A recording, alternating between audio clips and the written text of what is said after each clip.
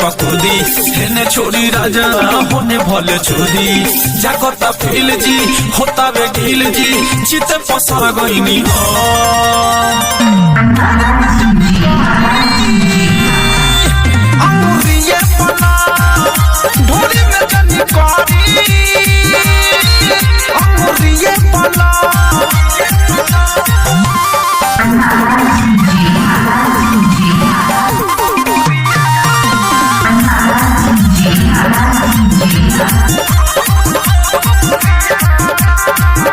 जो बनावा से लेता नी पंगा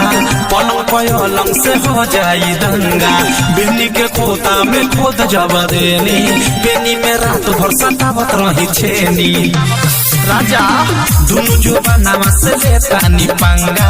पलंग पलंग से हो जाई दंगा बिन्नी के खोता में खोद जब देनी बेनी में रात भर सतावत रही छेनी रात भर लागे न हबर हबर मारे चढ़ल बताओ करी न घाओ औरी लगा के मारो